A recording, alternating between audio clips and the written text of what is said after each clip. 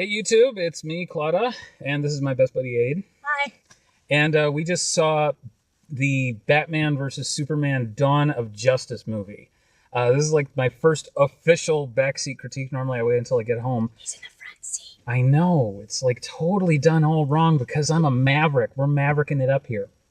Okay, so what were your thoughts? I thought it was interesting. I couldn't really tell a lot of what was happening, mostly during the beginning and intro. I'm like, okay, I don't know who this character is because they don't really introduce themselves, and you only really know sometimes if another character is addressing them or talking about them. Yeah, this movie was really made kind of for the fans because they're the ones who are already going to look up all the cast information so they know who's who. And even I don't remember Jesse Eisenberg's name because I am not a Jesse Eisenberg fan. But the big warning, like, okay, for anyone who's not seen this movie yet or is waiting for it to come out on DVD or cable, spoiler alert right now. Like with all my videos, there's always spoilers. Lots of people die. It's true. A lot of people die, and by Batman's hand. Oh. But the big thing about this movie is so much is non sequitur. You're not introduced to whether it's a dream, whether it's in the future, whether it's a forecasting or whatever. It's just kind of there, and it happens, and there's no telling exactly why that's going on. It's always kind of, oh, what the fuck? So, like, okay, there's the Batman dream. First off, at the start of the film, right? They started off with him in a dream. Yeah. Where he, like, is running away, and he falls down the well, and he sees the Batcave, and all the little red eyes light up, and they all fly towards him. But then he's like... He kind of floats. Yeah, they all float down here, and you'll float too! My Tim Curry is atrocious. Sometimes. But anyway, yeah, he lifts... You just need a corset. I do, you know. Or enough clown makeup. Anyway. Yeah. But yeah, so he, like, floats up into the air, and it's just, like, a really bizarre moment, because you're like, okay, wait a minute, what's going on here? So, like, I totally ruined the movie for Aid because I was making jokes right, left, and center during this entire thing. It didn't ruin it. It enhanced it. It did, because I will, like, sit there and quietly riff on anything. I did a little bit of riffing. I riffed on MacGyver once, and I love MacGyver. I riffed on Xena all the time. Xena is a wonderful show to riff on. Yeah, like when they have plumbing in the desert. Yeah. And she didn't wash her hands. Ooh. It's just gross. She didn't wash her hands, and somehow she flushed a toilet when toilets weren't invented yet. Anyway, that's Xena. Speaking of Xena, oh my god, Wonder Woman. Oh. Wonder Woman. We were both totally fangirling over Wonder Woman. Ah, squee! No, like, yeah. I mean, Wonder Woman is, like, one of my favorite superheroes because she breaks the mold, and, like, I don't think Doomsday laid a hand on her throughout the entire fight. Like, he got her with his beam. Okay, Doomsday, that's his name. Yeah, so Doomsday is in this, and as soon as he's, like, poking his head through his little birth sack in the Kryptonian ship, I immediately lean over and say, they have a cave troll. He looked like one. He looked like the cave troll from the first Lord of the Rings movie. I'm like, okay, you're just making the cave troll now. And he was just a baby cave troll. He really was. And just came out of that amniotic sac. You know, you needed to put him on the internet with his keyboard, and then he would be happy, like all trolls. But, you know, and he would live down in his little cave in his grandma's basement. Anyway, no, like, okay, Lex Luthor, played by Jesse Eisenberg, is like some ADD-riddled, crazy person who's, like, sociopathic because his father beat him. First off, screw you, writers, because you just labeled all children of abuse as, like, psychopaths.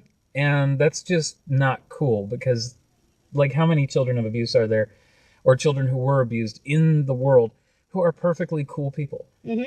You know, Lex's problem is, like, that he has ADD, and I don't mean that in a negative way. I mean that in the sense that he will be giving a speech, and he will forget what he was saying.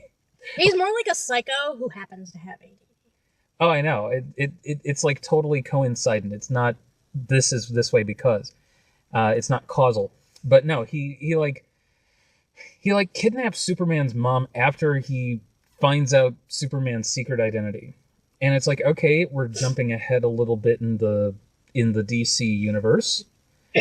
Speaking of that, DC is really in a bind when it comes to production, unlike Marvel. Like, they didn't point it out a lot during the previews, because they had a lot of previews for Marvel movies. They had one preview for a DC movie. But Marvel is able to license out its different characters and franchises to companies like Sony and Fox, and not just have it produced in-house under Marvel Studios, which is, of course, under Disney now. So DC, on the other hand, has to be produced by Warner Brothers because Warner Brothers owns exclusive rights and doesn't option it out. So you never see as many Marvel-related movies because you don't have it being produced by as many studios. You get it just by the one, you know. But anyway, this movie, despite all the non sequiturs and like flash forwards and flashbacks and little Easter eggs that are going to pay off supposedly when we get our Justice League movie. I mean, God, could this have been any more of just a prequel for the Justice League movie? No. They've got the Flash in a little clip that shows, oh, this is the Flash. That's who it was. I'm trying to figure out who it was, but I'm not that familiar with the Flash. So. Well, my viewers will know that I'm a total DC nut and not like as big of a Marvel fan, even though I do know a lot about the Marvel mythos. But like you've got Cyborg's origin, which was really cool. I thought that was really interesting. I want him to have his own movie now. Cyborg would make a great movie, just because they already had one good actor attached to be Cyborg's father. Like for those who don't know, I can't remember his name off the top of my head. You could probably look him up on your phone. But no, it's like the scientist guy from Terminator 2 who, you know, he's like Sarah Connor breaks into their home and is like ready to kill him. I'll let Aid look who the guy up is in a minute. But anyway, yeah, and they give you an origin, like not quite an origin for Aquaman, but like the first encounter with Aquaman, where they're like exploring a sunken ship, right? So, okay, there's the cast. Joe Morton. Yeah, Joe Morton actually plays Cyborg's father. Thank you. And he's like really good in the role, like because Joe Morton is an amazing actor. I mean, aside from like Terminator 2, do you remember Joe Morton from anything? No, I have a hard time remembering names and faces, unless it's someone I see on a regular basis. You have a hard time remembering faces unless it's someone on a regular basis. Aces. Anyway, Aid is part elf, for those who don't know. I think I'm more of a hobbit-dwarf hybrid. Well, I think that works out to elf. Or no, hobbits actually rhyme too. They do. Ooh. Anyway, so yeah, Joe Morton's been in like some great stuff. Like he was on the TV series Eureka. His big breakthrough role was in Brother from Another Planet, and he was also in Terminator 2. He was on the show Scandal recently. He had a recent role. I watched a show that was like his. It was like a version of Biography, but it was just about black actors. Okay. So that's how I know. This is not me just being obsessive and having like an internet upload in my head. Otherwise, I would have been able to remember his name. Mm-hmm. But this is just me being able to recall all kinds of crazy crap off the top of my head. No, Joe Morton's awesome. But they have like a little origin there, so they've got some great ground for that. And yeah, they had Aquaman. At first, I was wondering what the C was, and I didn't connect it with Cyborg because Cyborg is actually one of the newer members of the Justice League in the comics. For those who don't know. You always had Batman as a part-time member because Batman was always very much kind of local to Gotham City. Now, speaking of which, you guys probably already know this, but in the Batman-Superman movie, Gotham and Metropolis are right across the water from one another. They're like Jersey City and New York.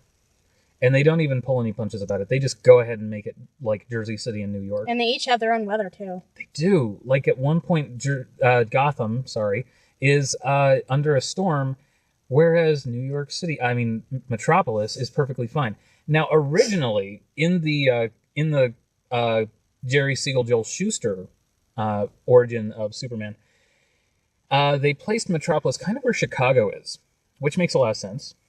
But like they were kind of iffy on where Gotham was when Bob Kane introduced him.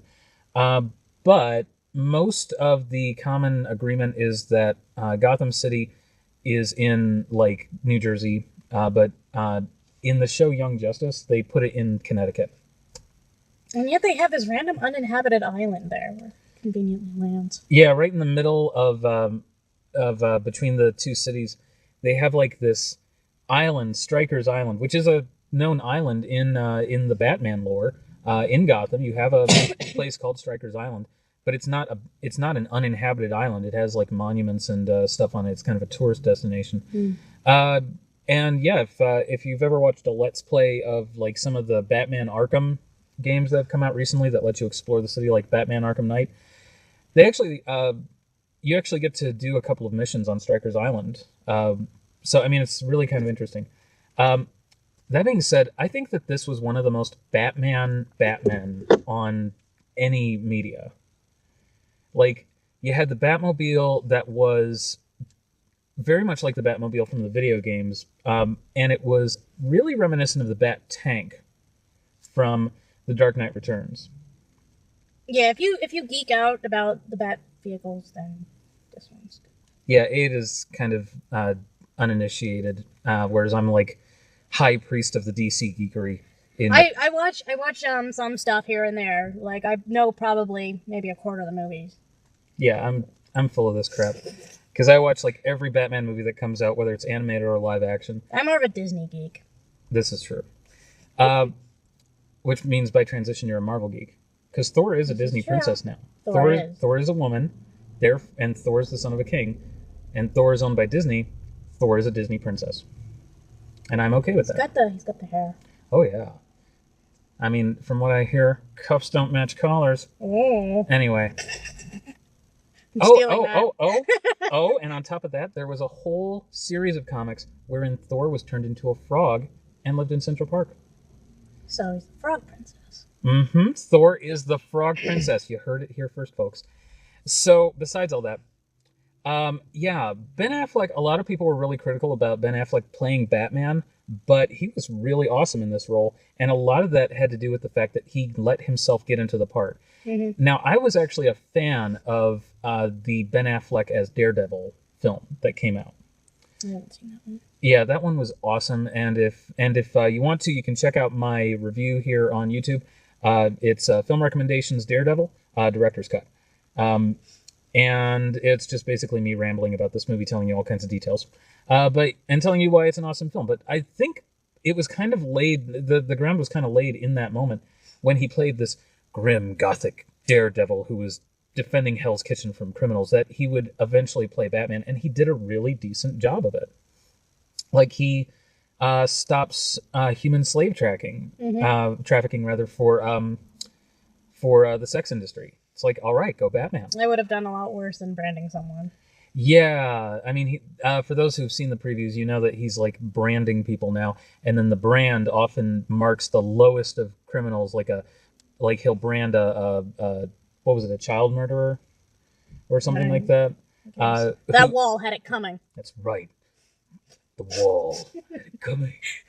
But anyway, like, and then when the guys with the brand get into prison, the prisoners will kill the guys with the bat brand on them. It's considered a death mark for the two guys who've received this brand. There's only two guys who've received it, and yet it's already considered a death mark. So 2 cases is enough to make it, just part of everything now. Mm-hmm. They just kind of are like, yeah, 2 deaths. That's enough to make it a serial thing. It's not maybe because people heard what they were in for and were like, that's disgusting. We're going to kill you. Pedophiles.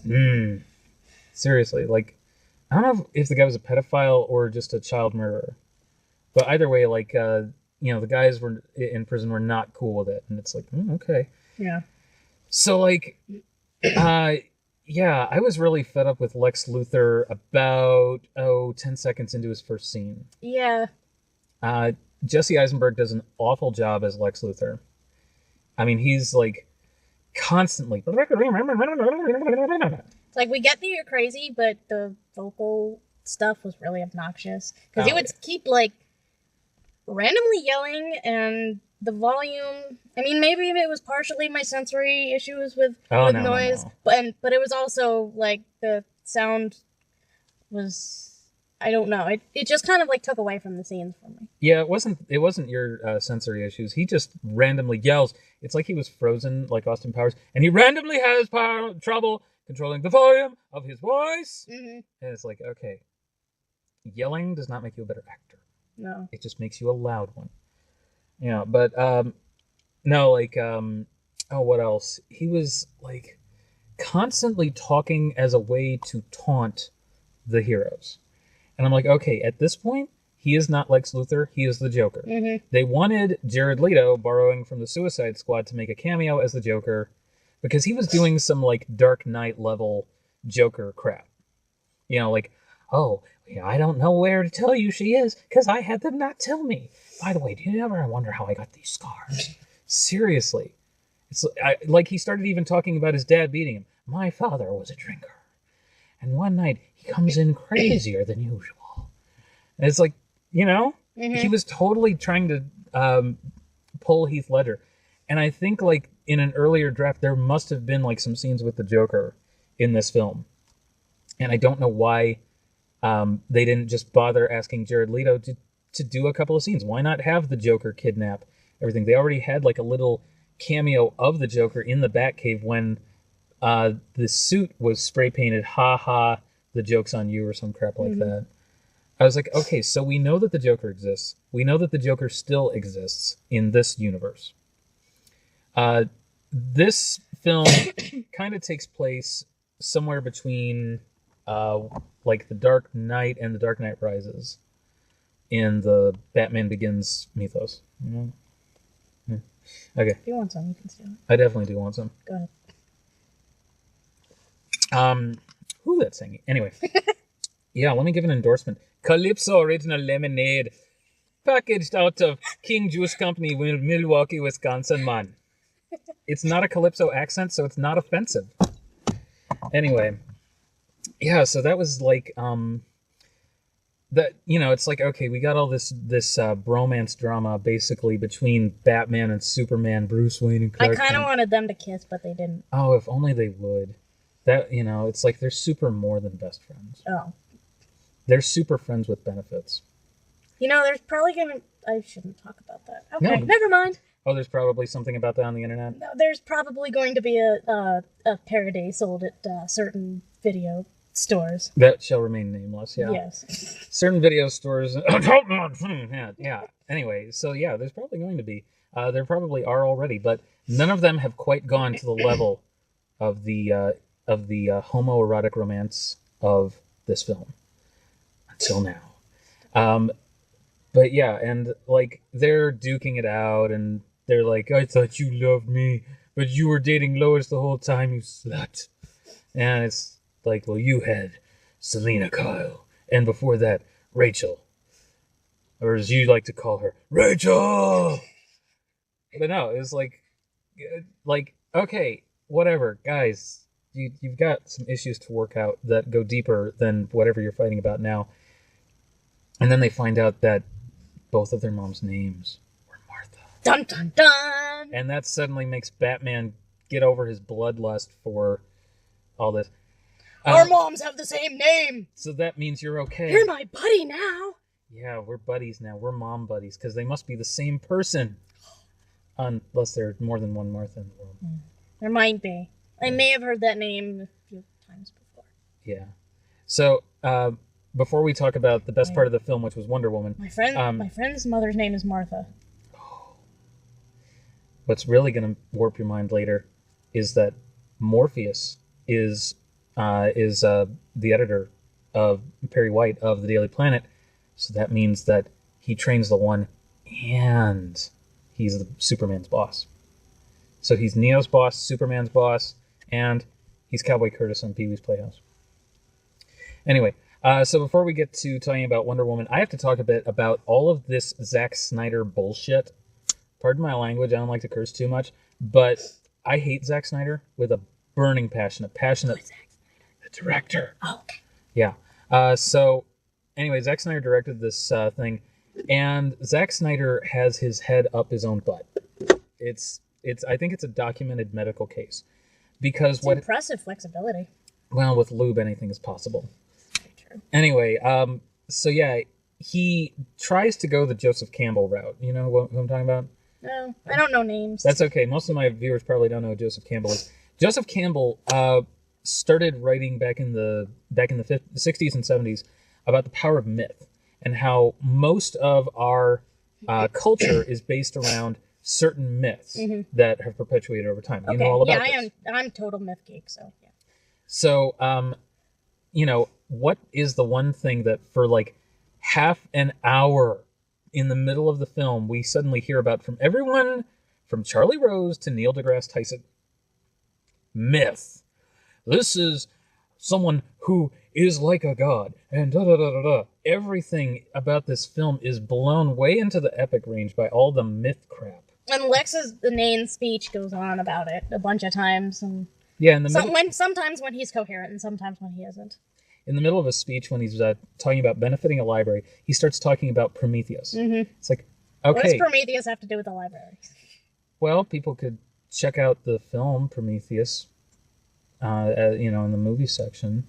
But they're trying to talk more about books rather than, like, you know, the actual film Prometheus directed by Ridley Scott, which really has nothing to do with any of it. I don't know. But Jesse Eisenberg's character, Lex Luthor, talks about it. He talks about how, philanthropy, it comes from the Greeks, and it means lover of humanity. And it's like, oh my God. You know, okay, so like, just on the topic of Lex, he gets into the Kryptonian ship by cutting off Zod's fingertips to get his fingerprints, because somehow Zod has not rotted, because I guess Earth bacteria won't cause him to rot, even though that's not actually how body decomposition works. Body decomposition, for those of you playing at home, starts with your own gut bacteria. Your body eats itself alive, and you swell with gas, and then you start to otherwise decompose. But yeah, so Zod's body would be consuming itself at this point, because his foreign gut bacteria would be eating itself. It's a movie, it's not like it makes sense. You know, but I like my movies to make sense. Part of the problem with this movie was that they wanted it to be realistic, and then they made it not realistic in a lot of ways. But, like, okay, so he does this and gets into the ship and finds out that there's, like, a baby-making machine. Because, as we all know, on Krypton, nobody makes babies through bouncy-bouncy. They make babies with big, complicated machines so as to make everyone genetically pure and remove all the various monster DNA. Because apparently, if you mix Kryptonian DNA with human DNA, you get cave troll. And literally, like, you get this Urukai bursting out of a sack scene, and he's like, roar! And Doomsday is totally about to punch Lex Luthor into silly putty when Superman intervenes. I'm like, Superman, why? Let him punch Lex Luthor into putty. And then, that's one sequel down. We don't have to bother with him again. No, he saves him. But, and on top of that, somehow, for some reason, Lex doesn't just get away. Like, Lex could totally get away at this point. He owns a multinational conglomerate. He does not have to live in Metropolis. He can be anywhere. Yeah. And from there on, like, most of the movie is just about Doomsday attacking, which makes a lot of this movie actually about the forgotten plot of Superman Lives, which was this failed 1997 attempt to reboot Superman, starring Nicolas Cage. I'm not kidding. That's what I gotta say. I'm not kidding. They didn't get it into production. It was killed because the Warner Brothers and other studios started having a lot of flops with some of their bigger budget films. So a lot of the bigger budgeted films in the late 90s ended up getting canceled. You know, so they like tabled a lot of them.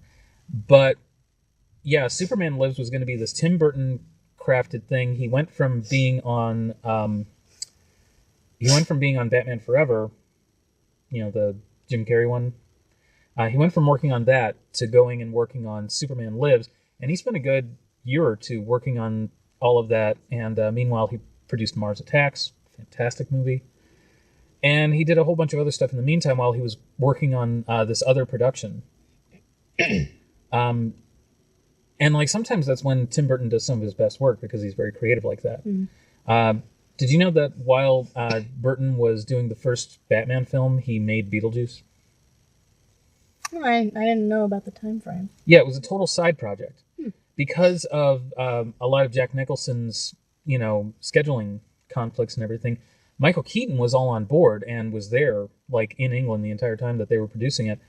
And with some of the leftover,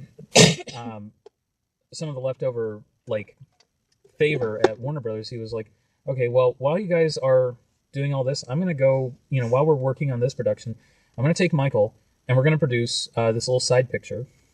And literally, this side picture ended up being Beetlejuice, which is one of the reasons why Tim Burton is a household name now, because he produced these two really fantastic cult films. Like, Batman was the big financial success, but Beetlejuice has had greater longevity because it's so original. But yeah, so a lot of the plot, if you ever watch The Death of Superman Lives, which is a documentary about the film that was never made, it talks a bit about the internet when someone saw a costume production picture of Nicolas Cage in the Superman costume with the hair he had grown out to be in Con Air and all that, because, he was in Con Air at the time, and they were going to then produce Superman Lives in, like, 1998, and they were doing this really awesome stuff with the costume, with the same exact stuff that they're doing with the S, a lot of the same stuff that they're doing with the costume now. They had to make the costume all hyper-texturized. He looked like a lizard. He did look a lot like a lizard. And I mean, Batman's mask had, like, leather details, even though it's flexible. We know it's flexible, because we saw it taken off of him and it flopped. And yet it's bulletproof. Yeah, it was kind of confusing, because I wasn't quite sure what to make of that. Yeah, it was one of the weirder things I've ever seen. They showed it being taken off of him, given it was in a dream. It's still, he would not imagine in a dream that the mask was being taken off and everything. So Batman Begins was great because it was carbon fiber, so it was going to be hardened. It was basically a helmet, and I could deal with that. That's realistic. But that being said, it was really kind of weird seeing all this random assemblage of hyper-texturized Superman costume, when really it didn't need all the texture. It actually needed to be smooth, I think. Like, given I'm kind of an oldie when it comes to this, because I watched the original Superman with Christopher Reeves as... that original spandex. Yep. And, he was so good in it, but it, like, was smooth. And I know that they want to make it, like, distinctive and all that, but guess what? They already had a texturized suit in Superman Returns. Like, you might not know this, but the S was made up of little tiny S's. Like, the same Superman symbol was within the Superman symbol a million times. And it was really bizarre. There was no reason why they need to do that. And that's the real problem here. There's no reason why that suit needs to be texturized. So, okay, we've been dawdling around it. Now it's time to talk about Wonder Woman. I just want to say one little thing. No, go ahead. Okay. When Lex was eating all that candy, I was kind of wondering if it was going to somehow be significant, like it wasn't really candy, it was some secret thing, or if it was just product placement. But I'm fairly sure it was just product placement, because they didn't make any... They had him eat the candy, like, twice, and put some in someone's mouth, which was a little weird, but okay. Well, Lex Luthor's kind of weird. So. Yeah, I kind of expected him to, like, put it in his mouth like this, and then feed it baby bird style to the guy, like, and give a little kiss. Because, like, that was where it was kind of going. He was being so creepy with the candy. It's like, okay, creepy man with candy. Yeah, so Lex Luthor is a pedo. He's got a van. You should totally come inside because he's got all kinds of toys and games. But I'm done. We can talk about Wonder Woman. No, it's cool. Like, there's this totally weird... It's good you mentioned that, because there's this really weird scene in which you have Lex Luthor, like, screwing around with Jolly Ranchers. And, like, he's like, go ahead, eat it. It's cherry. And there's nothing wrong with it at all. Don't worry. Guy wakes up later in a dingy old bathroom like in Saw. We're going to play a game. Seriously, like, Lex Luthor is acting like a psycho in this film. And given he is a psycho, but he's always been the Nietzschean Ubermensch. I'm serious. Like, you always have Superman, the alien Superman, versus the Nietzschean Ubermensch, which was always Lex Luthor. Someone who doesn't play by the rules, who is a criminal, but is also, like, an extremely successful, amoral, sociopathic businessman. And before that, he was a mad scientist. So... the underlying thing there was always the Nietzschean Ubermensch versus the actual Superman. Because the Nietzschean Ubermensch actually inspired Jerry Siegel and Joel Shuster to produce this. And I love that at first they actually did make Superman into this Nietzschean Ubermensch character, where they point out that he doesn't play by the rules of law and order or international treaties. If there's a terrorist, he goes directly after the terrorist, and he clobbers the terrorist. He doesn't just noodle around and then do what Johnny Law says. He's above all of this system. Whereas Bruce is saying to Alfred, well, we've always been criminals. So whereas Superman thinks that he's just, I'm a good person because I'm good and I intend well, Batman is willing to admit that vigilante justice is, in the end, crime. It may be for the purpose of good, and it may be getting good results, but basically he's doing something that the cops can't. It's more like lawful neutral.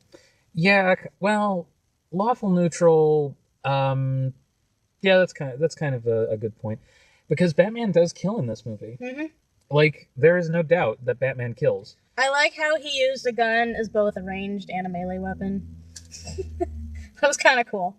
Well, that's Batman. Yeah. Batman uses whatever he has to the most effective way. I really wanted Superman to just pull him over one side and say, you killed people just now. When he, stands in front of the Batmobile and the Batmobile crashes into him and everything, he'd be like, you killed people, Batman. I thought you didn't do that. No, they're just asleep right now. They're going to wake up any time.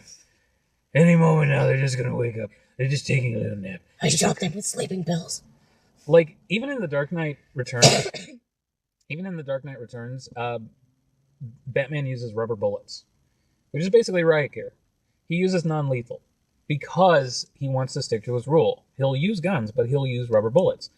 And this is when he's going up against this gang called the Mutants in The Dark Knight Returns. This is a post-apocalyptic Gotham City where Superman is working for the government to fight battles down in Central America, and this is taking place in the 1980s, so it's Ronald Reagan as the president and all that. But yeah, so the whole point is that it's basically if Reagan was in charge of Superman, and then because the author is an anarchist, he was saying, well, we don't need government telling us what to do. We can just have people guiding each other by principles of mutual benevolence, mutual support, that kind of thing. But yeah, so a little bit of expanded Dark Knight mythos for people. But that being said, we get this whole big battle between Superman and Doomsday, and Doomsday is sent up into space, and then the government decides to fire a nuke at Doomsday, right? And Doomsday comes crashing down to Earth, and Superman is floating up above the atmosphere, half-rotted looking zombie. Mm-hmm. And the Earth's rays hit Superman, restoring him back to life. I like the voice you did there. I seriously hear the Super Friends voice. Healed by Earth's rays, Superman is now restored and able to continue his battle in the cause of justice. Anyway, so we get this whole scene where he's brought back to life. And it's totally ripping off again from The Dark Knight Returns, because there's totally a scene like that in The Dark Knight Returns. Only instead of getting Earth's sun, he basically absorbs it from plant life. Because they would still have Earth's yellow sun radiation in it. It makes a certain amount of sense in the magical world of DC.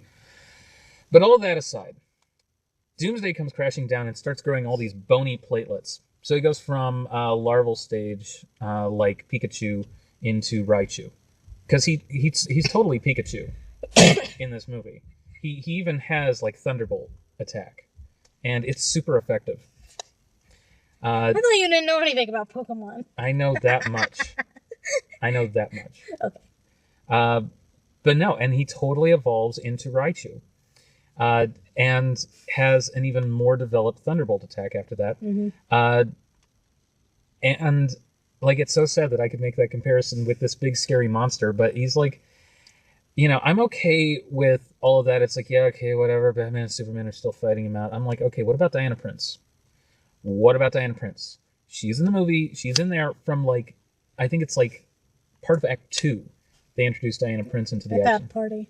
Yeah, the library party where Lex is up there talking about Prometheus and bringing fire to the people because he was a philanthropist. Woman stares at camera for more than 3 seconds. Must be significant character. Oh, I know. They were so bad about writing for women in this film. Yeah. No two women ever have a conversation about anything other than men. No.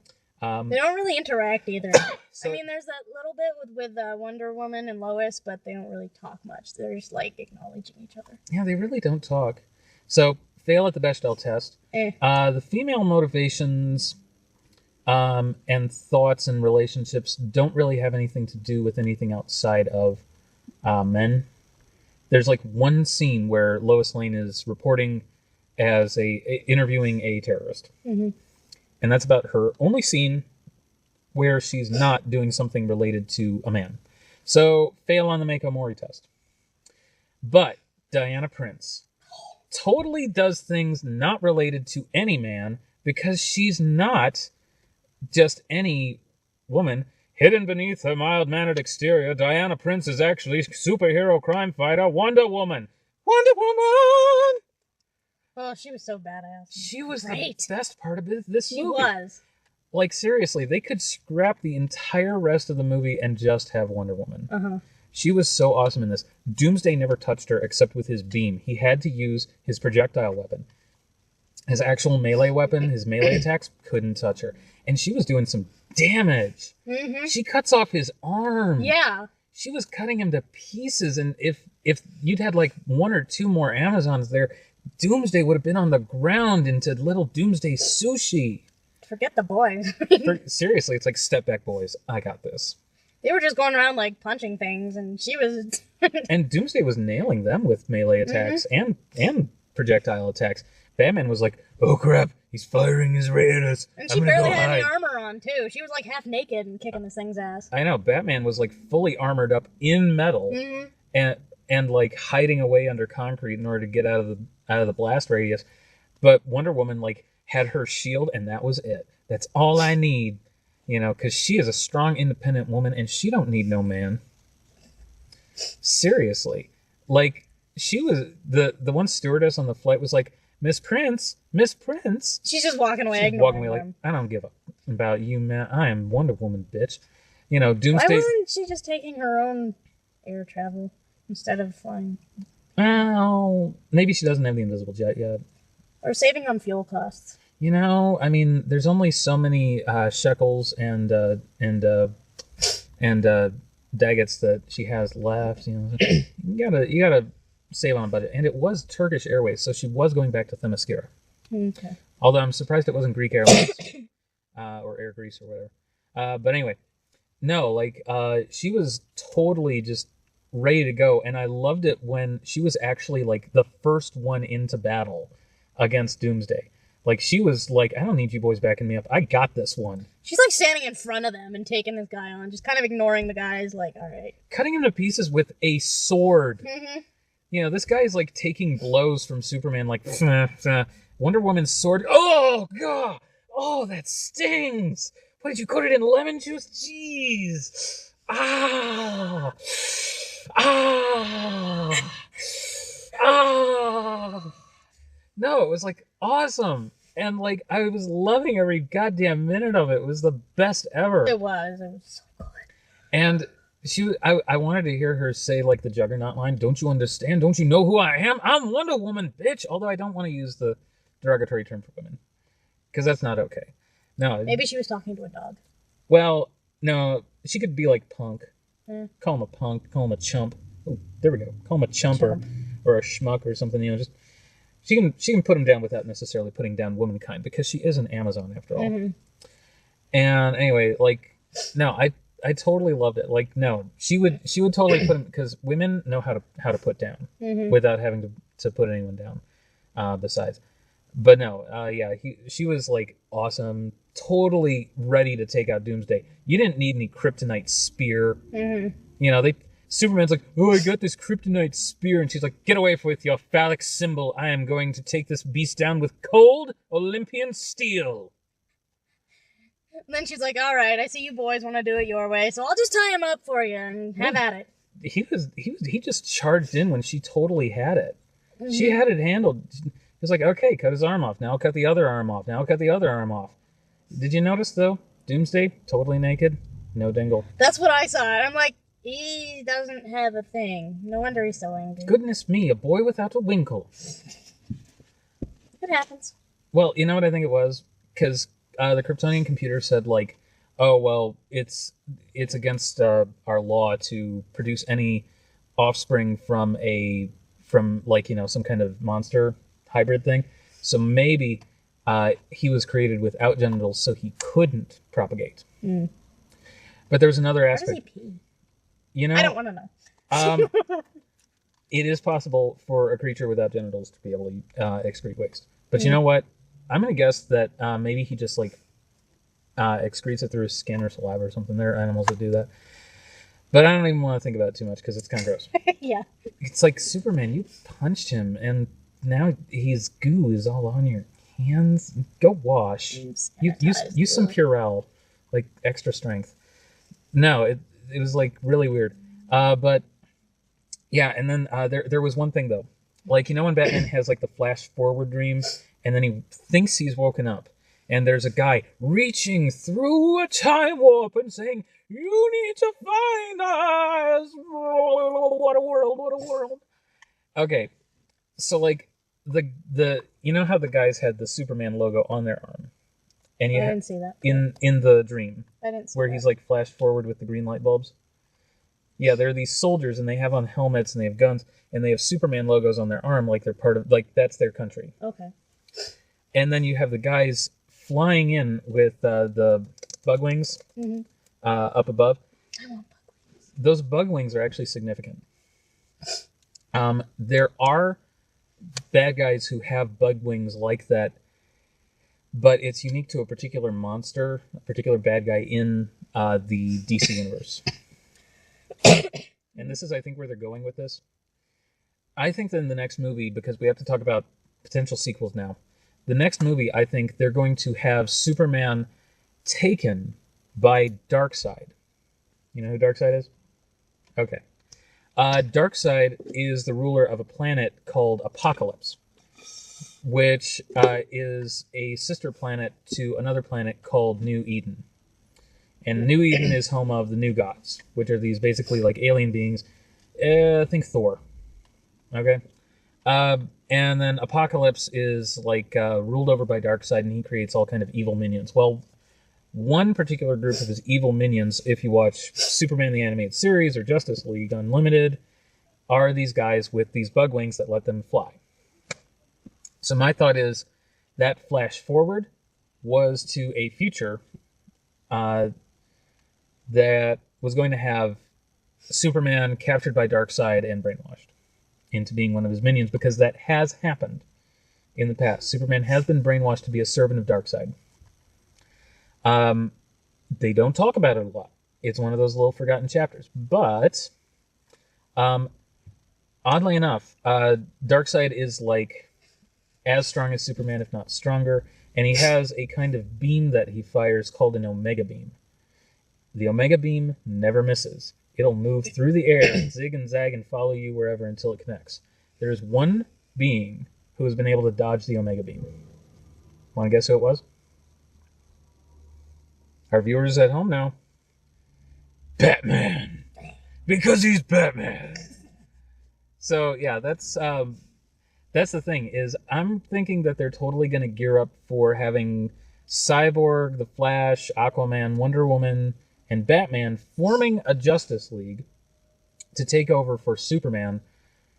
And, like, that gives me... That's what I think will happen, because there was no reason for the Earth. At the very end, they show this sort of X-Men The Last Stand scene where the chess piece moves, only in this case it's soil that's been thrown onto Superman's coffin. Mm-hmm. Clark Kent is killed while killing Doomsday.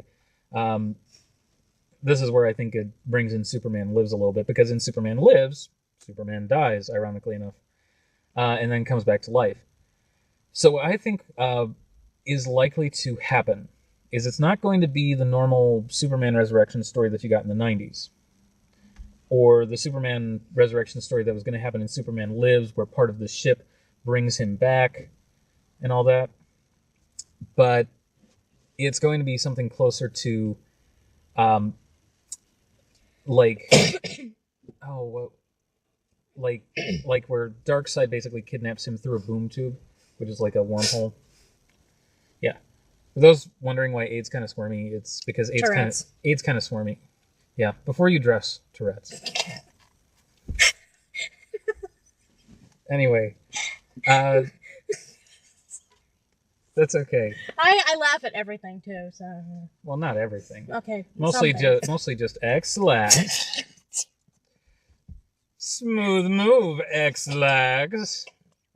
I'm getting over this. Well, not really getting over this, but I have this lingering cough. It's just making it worse. Here, I thought laughter was the best medicine. Well, depends. Unless you've got a lingering cough, apparently. Apparently. Anyway, I made Aid laugh a lot too. So yeah, good at that. Anyway, but yeah, so out of 5, what would you rate Batman versus Superman: The Dawn of Justice? Ballpark figure. I would give it a 4. Like without Wonder Woman, I would have given it a 3. But Wonder Woman brought it up to a 4. Like, I liked a lot of the fight scenes. I thought they were really well done. It's just that Lex Luthor's character was just kind of like nuts. And the whole I don't know what's happening going on for like the first half of the movie. Yeah. That was really off-putting for me. But Wonder Woman just kind of made this movie. Even though she wasn't even in the title. Yeah, really. And like the poster outside the theater though totally showed just Wonder Woman, so they knew what it was all about. Yeah. So I agree with you. I would actually normally vote it a 2 without Wonder Woman because the non sequitur crap, keeping it all just so, loose with the narrative so you don't know what the heck's going on. And Jesse Eisenberg as Lex Luthor was god-awful. That really ruined the movie for me because they could have totally subbed the Joker in as, like, his buddy, and it would have been perfectly fine. Just have the Joker's guys kidnap Martha, and it would have been fine. But no, they had to have Lex basically turning into the Joker. But yeah, Wonder Woman actually added 2 stars to this for me because normally I'd give it 2 stars out of 5, or not stars, but 2 out of 5. In this case, it knocked it up to 4 out of 5, and it would be higher if there was more Wonder Woman. Yeah. There would be full 5 out of 5 if they had more Wonder Woman, and if they had Wonder Woman take down Doomsday, 5 out of 5 all the way. But I gotta knock a star off. Not enough Wonder Woman, and it just wasn't quite there.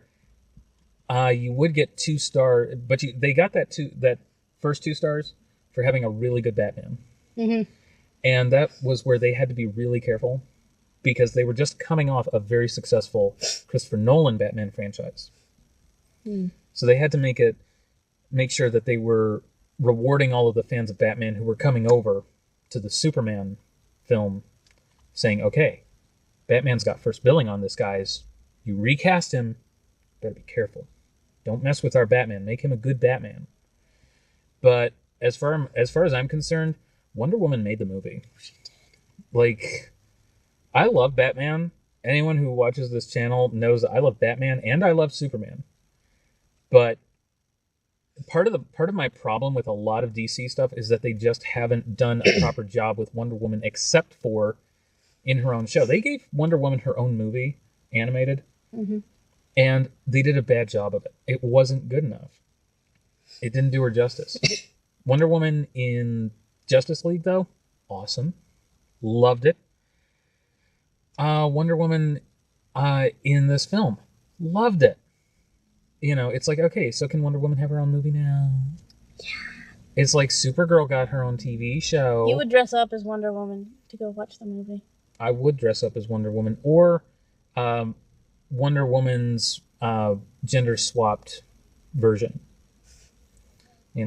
Or something like that. Get my Lariat of Truth, my golden bracers, my crown. Totally. I mean, why not? Mm-hmm. That's part of the fun. That's part of the reason to have a Wonder Woman movie. That's part of the reason why we have Wonder Woman, thanks to William Moulton Marsden, is because he was a very strong feminist. And did you know that the creator of Wonder Woman was polyamorous? Oh, that's cool. He was married. He lived with another woman, though, And after he died, the other two women lived together for a very long time.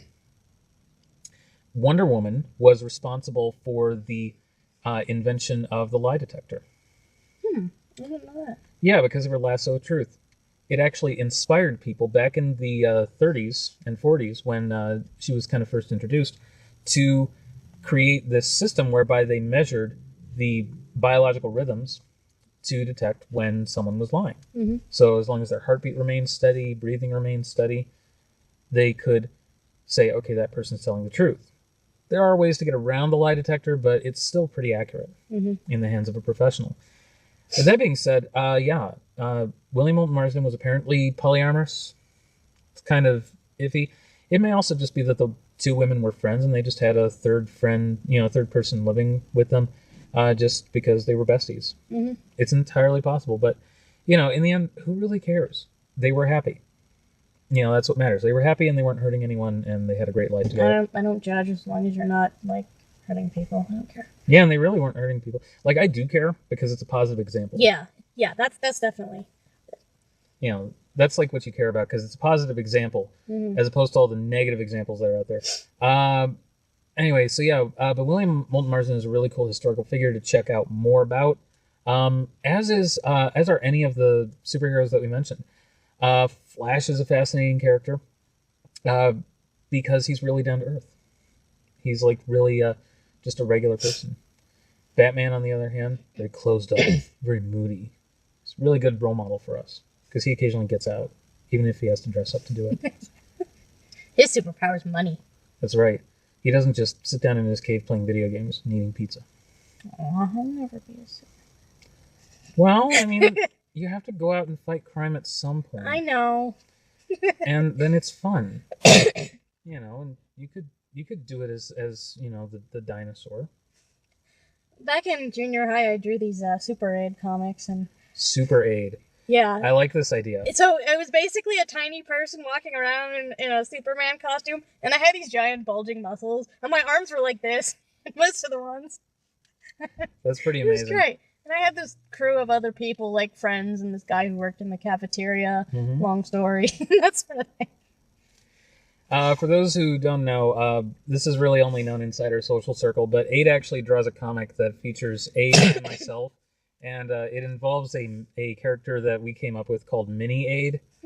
Mini Aid is exactly what it sounds like. It's a miniature version of Aid, and Mini Aid was created by magic. Aid was like the 100th customer to Pizza Mage.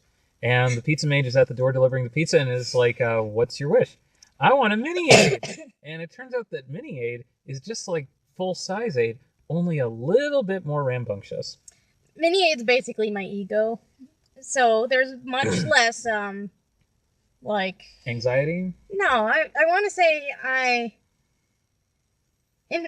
more uninhibited. Okay, so less inhibition.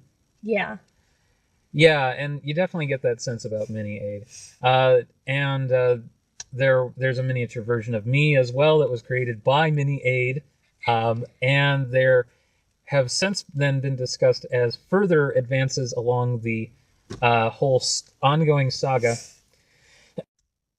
There have also been discussed a cat version of myself, a dog version of Aid, and a bear version of our friend Dominica. And at that point, we're kind of just stopping because it's like, okay, there's too many alternative versions of us out there just randomly created out of magic. So it gets to a point where it's like, okay, we've got enough silliness for right now. We need to rein it in and actually have them go on some adventures. But yeah, we just... Plus, we all wouldn't fit in the blanket for it if I keep creating more. Yeah, well, as it is, Bear Dominica probably wants to hang out with Jason. Yeah. Jason is Dominica's boyfriend. And Dog Aid and Cat Aid don't really want to be in the blanket for it. That's fine. Cat Aid Cat Me just kind of wants to go and be a cat somewhere, probably knock stuff off of shelves and tables and things. And Dog Aid just kind of wants to go play in the yard and sniff. Yeah. Anyway, Anyway, that wraps up this video. I'm probably going to edit the crap out of this thing. It's going to be way too long. Oh, my... Look, you've steamed up the windows on your side. Yeah, I know. I'm hot stuff. Anyway, no, my videos are usually like ridiculously long anyway. And I usually up the speed just a little bit so that people don't quite lose it as much. Okay.